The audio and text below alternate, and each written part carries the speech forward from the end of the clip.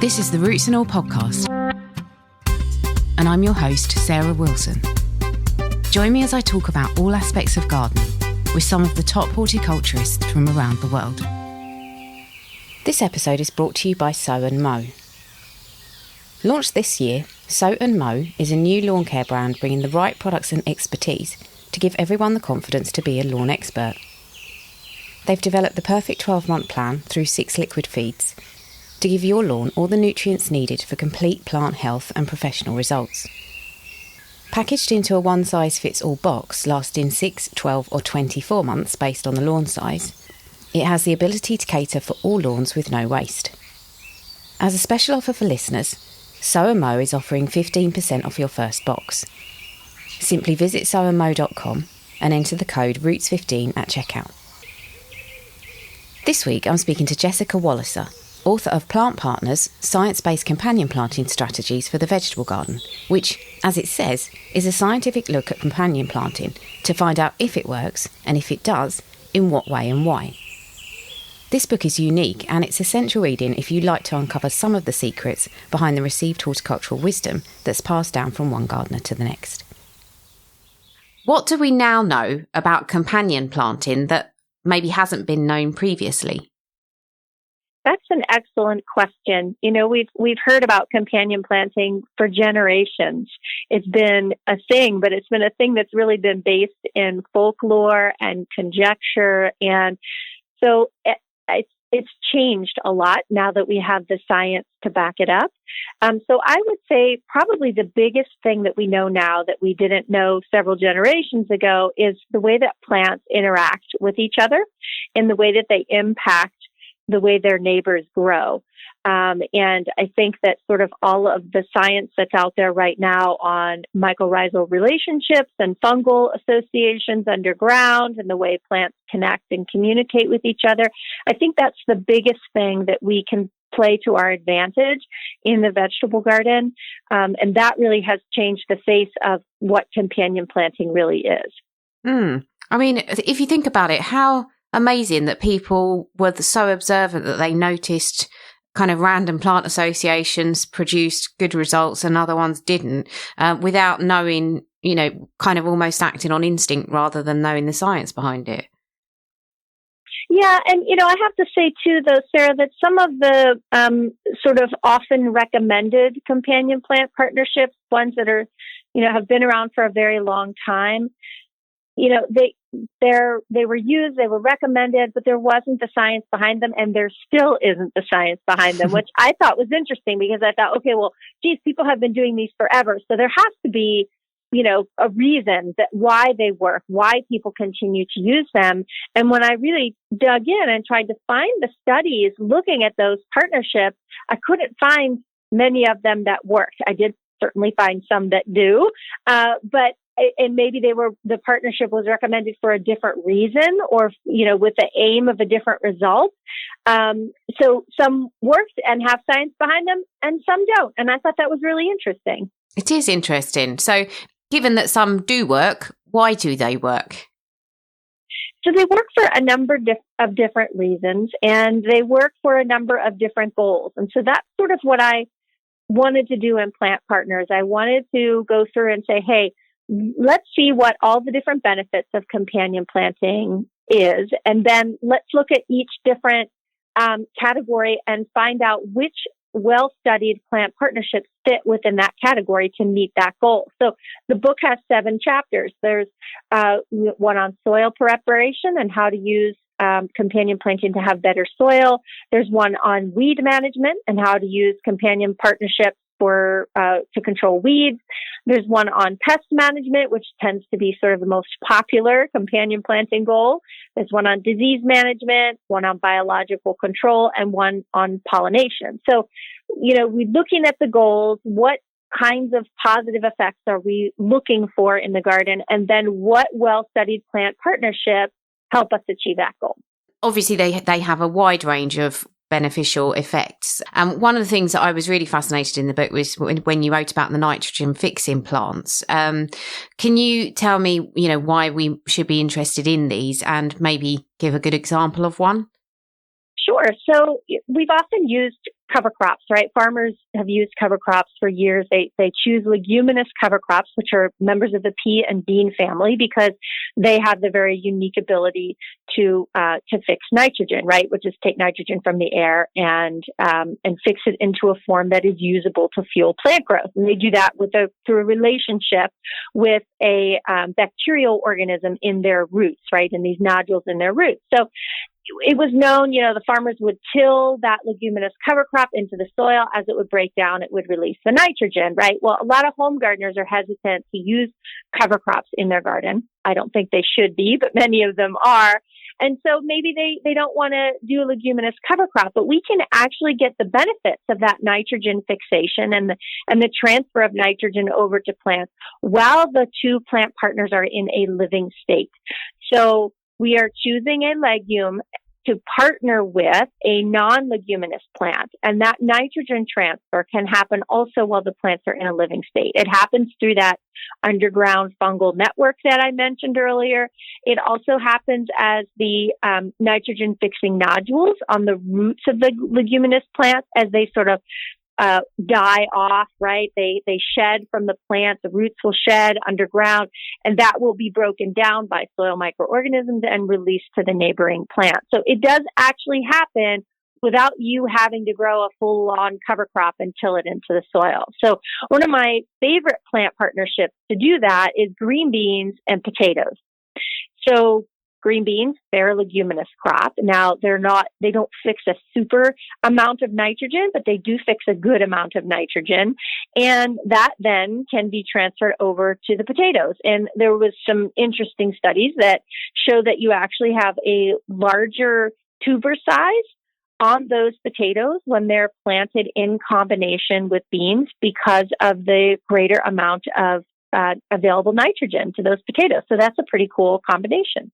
That's a really cool combination, and maybe one that wouldn't make sense perhaps on the face of it, because you assume that a crop that needs nitrogen is putting on a lot of leafy growth, whereas potatoes are putting on the growth under the ground. Exactly. So they use, plants that produce tubers or even blooming crops tend to use a little bit more phosphorus, right? They require more phosphorus. But that doesn't mean that they don't need the nitrogen, right? They still need the nitrogen. In the case of potatoes, if you don't have good top growth to support the production of the starches that help build that tuber underground, then you're not going to have a good potato set. So you do need that nitrogen to be available for those plants. But another combo for this nitrogen transfer that is a whole lot more logical for gardeners is the combination of garden peas and lettuce, right? They're both cool season crops. Lettuce is a green, so we know that it uses and requires a lot of nitrogen. And then, of course, the garden peas will help fix that nitrogen and provide it to that crop of lettuce. So that's a really good partnership that you can use as well. And it also works structurally, right? Because the peas can grow up a trellis. They can get very tall, and then the lettuce can grow in sort of another layer down beneath, really close to the ground. So you're making use of that vertical space in the garden too. And what do the nitrogen fixers get out of this? Do we know? They get a space to live, right? No. There's not much coming back to them in terms of nutrient transfer. So it's really sort of a one-sided partnership in that regard. They are the partner plant that is planted to give the benefit to the other plant. But then, of course, we get to reap the benefits. We get to pick the peas. We get to pick the beans. So that's always a good benefit to the gardener as well. Yeah, you mentioned that people are maybe a little bit resistant to plant cover crops, and I think certainly I've come across that in my line of work. Do you have any idea why that might be? I mean, off the top of my head, I think maybe it has something to do with the point where you dig them in. But yeah, do you know why people are resistant to it?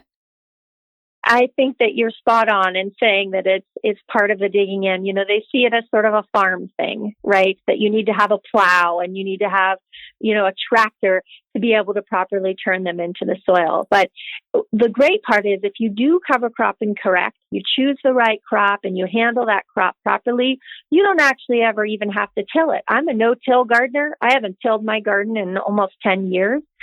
So, and I grow cover crops, but I choose the right ones and I cut them down at exactly the right time. And then I just leave that debris on the surface of the soil rather than turn it in. And that then goes on to help control weeds as it breaks down. It then also adds organic matter and nutrients into the soil. So I think the stopping point for a lot of people is sort of the reputation of cover crops. Maybe they've struggled with them becoming weedy in the past because they didn't, I hate to say this, but they didn't do it right. And also they're worried about the chore of cutting them down and turning them in. But it really doesn't have to be a chore if it's done properly. Okay. And the other interesting thing I found was that you talk about companion plants as helping with weed control. So obviously we have that situation where you harvest the cover crop and then you lay it down and then that acts as a weed suppressant. And maybe we also have companion plants that could act as a living mulch and crowd out any weed seedlings. Are there any other ways that companion plants can help with weed control? Yeah, well, certainly. So there are some cover crops out there that are allelopathic, which means that they produce compounds either through their roots or through their foliage or both in some cases that inhibit and restrict the growth of other plants. And in particular, they can do this with seeds. So if you have a lot of weed seeds, so the weed seed bank in your garden is very high, choosing an allelopathic cover crop will help prevent those weed seeds from germinating.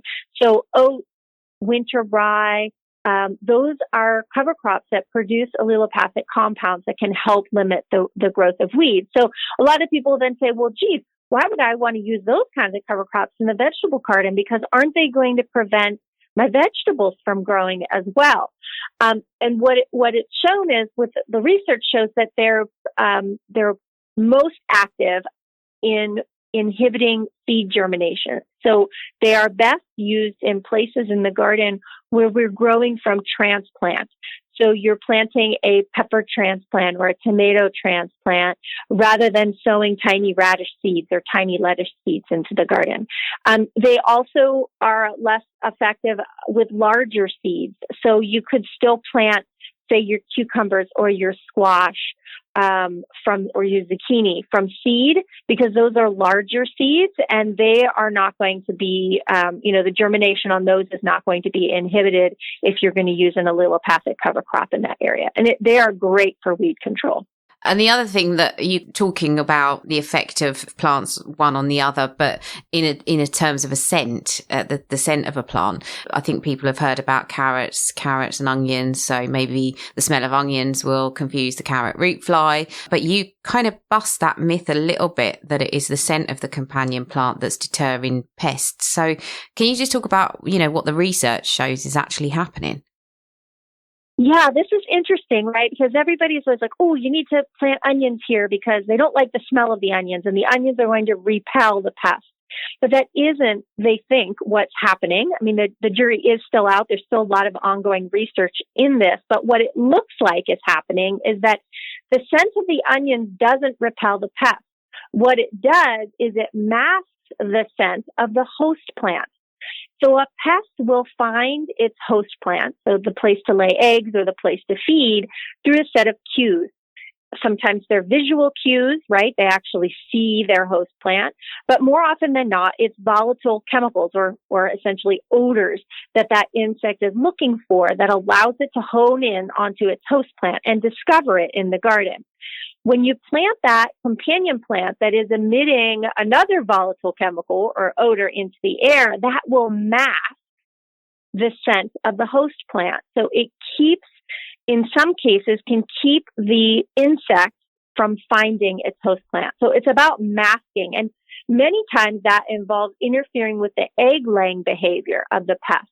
So sometimes it's the pest actually munching on the leaves, but more often than not, it's the female who's looking for a place to lay her eggs. The cabbage worm, the cabbage butterfly that's looking for a place to lay her eggs so that you get the little green cabbage worms. So that egg-laying behavior is restricted when she can't find her host plant. Yeah, and it's a little bit of an aside, but it is to do with pests in the garden. And I wondered if you could explain what a beetle bump is and why we might want one in our gardens.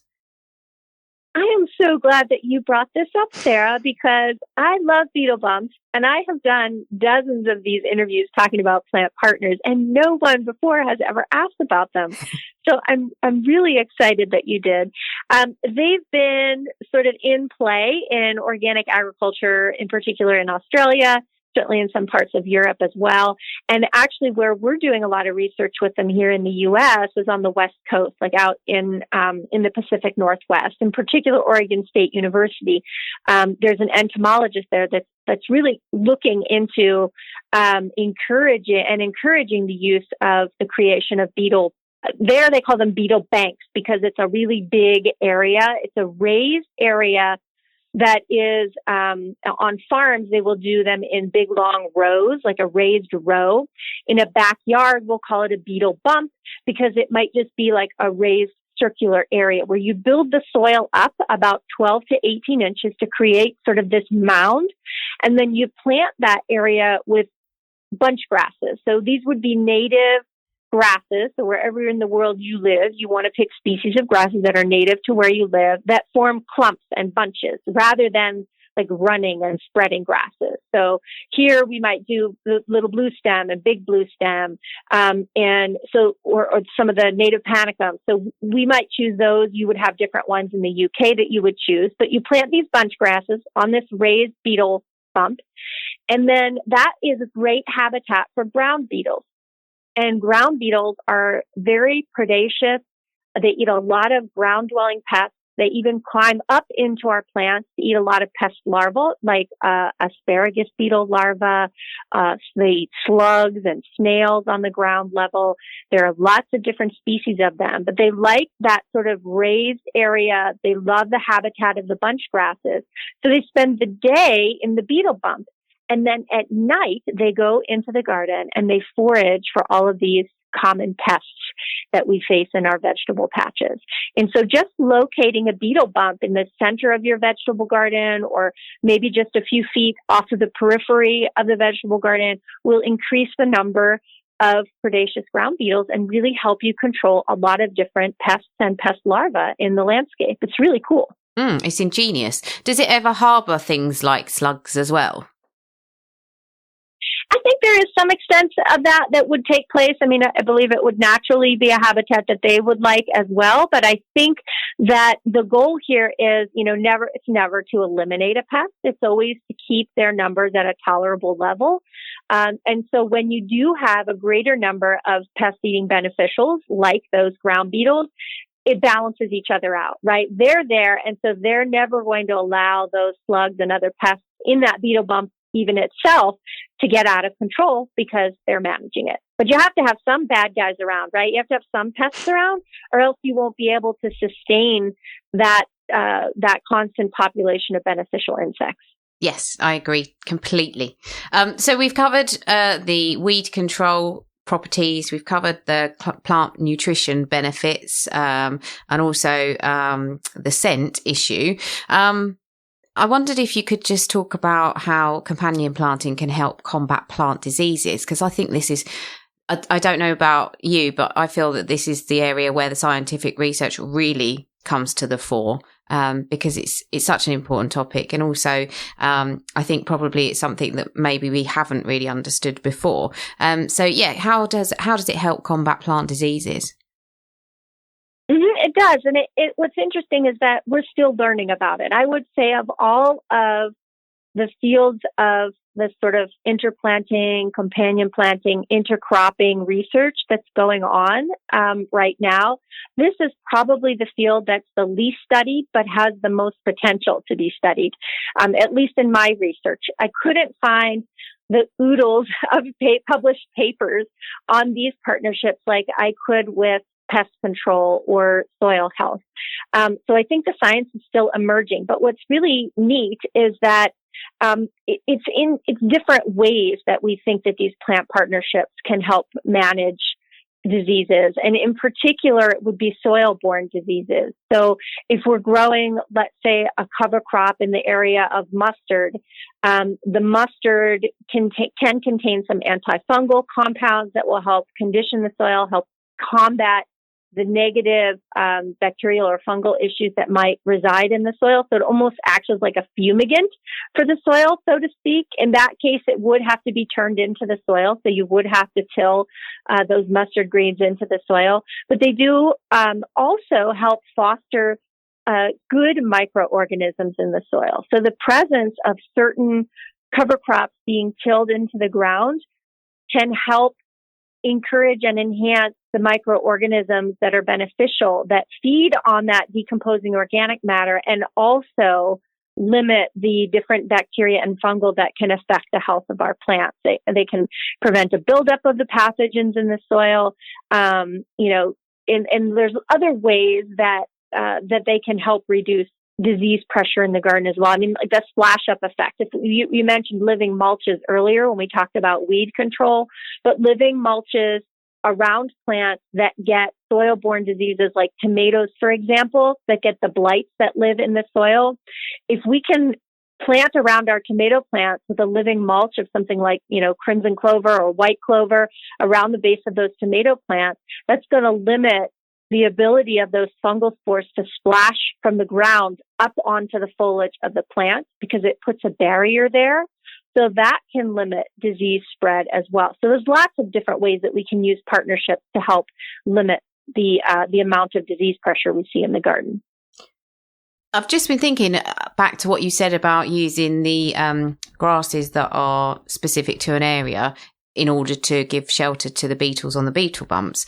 And you may or may not have looked into this, but I did wonder if there's any relationship between where a crop originates from and where the companion plant originates from in terms of the effect, or does it just seem that you can bung things in that would never meet in the wild and they still have good effects on each other? Yeah, that's a really interesting question. It's one that I didn't come across any research pointing to the differences or similarities or effectiveness of a particular plant partnership based on where each of the partners evolved. I think in the case of these agricultural crops, they've been domesticated for so long. Like the things that we grow in our vegetable garden, they have been domesticated. They've been bred, right? They're no longer in their wild form at all. Like a tomato today looks nothing like a wild native tomato did. So I think that there's been so much genetic change and mutations and breeding that have taken place over the years that I'm not really sure that you could effectively look at that unless you were looking at the original form of that wild plant. So I don't know. That would be interesting to look and see if anything exists looking at that. I don't know if it does, but yeah. An interesting question. Yeah. And also I was wondering if you came across any plants that you, that did work, plant partnerships that worked, but you still don't know why. I think that there's certainly, that's a really good question, Sarah. The way Sorry. that you posed it was interesting as well. No, it's great. I think it's great. So my goal with plant partners was to really only present partnerships that had the science to back them up. It's not to say that other partnerships that maybe people have been using for generations and really think are effective. It's not to say that, no, you can't plant those partnerships. They're definitely not going to work. But what I wanted to do was take the ones that definitely have the science behind them and present them together in a package that was really logical and easy to use for gardeners. So it's not to say that those other partnerships might not work. It's really to say that if you're going to do companion planting, maybe start with these ones that have the science to back them up. Makes sense. Perfect sense. Thank you. And because it is such it is and it isn't a new area of research. It's new in terms of kind of looking at it through such a specific lens. And you do mention that there is still much experimentation to be done. And I wondered if home gardeners can do anything, and is there somewhere they can share their findings? Another excellent and thoughtful question. Yes, I mean, we definitely have a role to play in these plant partnerships, and even if it's within our own space. So I always recommend to people, start with the combinations that I suggest in the book that have science behind them. See which ones work for you. Keep a garden journal or notes on your computer, or start a blog, right? Where you're sharing this information with others, where you're showing them your experiments and you're keeping track of what works for you and what doesn't work for you, because we certainly know there are so many variabilities in gardening. I mean, we've got climate differences. We've got, some years one pest is more bothersome than another pest. Some years, some of us have better soil health going into this than those of us who might be starting brand new gardens and haven't had the opportunity to build up the health of our soil yet. So there's a lot of factors at play, and a lot of variables that can come into play. So that's why careful note keeping is really essential in this. Will what we record in our backyard make its way into a scientific paper and research? No, I don't think that that's going to happen. But does that mean it's any less valuable? No, I think that we could do a lot of our own sort of sleuthing and our own citizen science to really determine what works best in our space, and we shouldn't discount that. As far as I know, there's really nobody that is collecting data from home gardeners specifically on interplanting and intercropping and companion planting. There certainly are a ton of citizen science projects in terms of insects and phenology and migration patterns and things like that we can participate in. So maybe someday somebody will start something about these plant partnerships, but for now, there's nothing that I am aware of. That sounds like a challenge to people listening. Before I let you go, I was speaking to an amazing scientist in the last episode who works for one of our tree research companies, who I believe has got an arm actually over in the States, a company called Bartlett Tree Experts. And I was speaking to Glyn Percival, and he said he's noted that when he walks past a jasmine, this is kind of anecdotally, he finds that the plants in the vicinity of the jasmine grow really well. And he's looking specifically for things related to plant health, so pests and diseases and, overall vigor of the tree. And that's something that he's found. Have you ever come across that? That's really interesting. It's nothing that I've never noted anything like that myself personally. But again, we do know that plants interact with each other in many different ways. So it would certainly be a possibility that they are influencing and impacting the way that the others grow, whether, again, it's through the volatile chemicals that they release, or through their root system, something that's being transferred from plant to plant. I don't know. I couldn't speak to that combination specifically. It's something that I have not noticed, but I bet that there's scientists out there that are looking into it.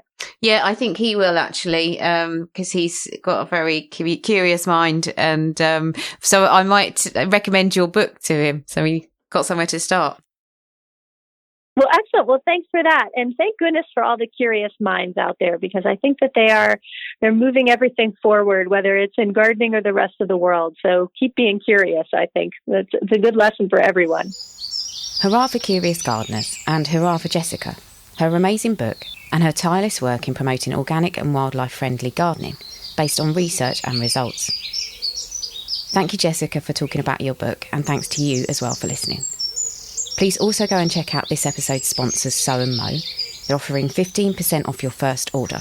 Visit sowandmow.com or follow the link in the show notes and enter the code ROOTS15 at the checkout. Now, Dr. Ian Bedford, with a very useful, albeit slightly cheeky solution for ensuring you can grow a flower that many gardeners have simply given up on in recent years. Mention planting lilies in the garden, and someone is bound to warn you about the dreaded red lily beetle. Ironically, lilies have relatively few pests, but this infamous little beetle has now become synonymous with growing true lilies and fritillaria. Adult lily beetles are recognised by their black bodies and bright, glossy red wing cases. They overwinter in the soil, emerging in late spring to search for their host plants, which they detect by smell from up to 30 metres away. After mating, the females lay small batches of orange eggs on the underside of leaves. These hatch into grubs that disguise themselves under a coat of slimy excrement as they voraciously consume the leaves from the tip back to the stem. When mature, the larvae enter the soil to pupate, hatching into the next generation of adults by midsummer. These again feed on the lilies and their flowers until autumn, but don't mate or lay eggs until they emerge from hibernation the following year. Since the 90s, lily beetles have become widespread, and their ruthless attack on lilies have led many gardeners to stop growing them. Controlling lily beetles by hand is not so easy, since they're quite mobile, and when threatened, emit chemical alarm signals that prompt other beetles to quickly vacate the plants. Unfortunately, this has led to some gardeners using chemical pesticides that can also harm many of the pollinating insects that visit lily flowers. Interestingly, a new option is now available that involves spraying the lilies with a calcium-based solution. This doesn't harm the beetles or any of the beneficial wildlife, but simply creates an undesirable taste that encourages the beetles to go in search of untreated leaves. If using this option, though, it makes sense not to tell all of your lily-growing neighbours about it. You can download or listen to the podcast direct from the website rootsandall.co.uk. Please also check out my Patreon, where you can make a one-off donation or take out a monthly subscription to help support the podcast. Because if you enjoy the show, please help it continue. I also have a GoFundMe where you can make a one-off donation. Even a one-off donation of £1 helps, and I'll be really grateful for your support. So please go to Patreon or GoFundMe and search for Roots and All Podcast.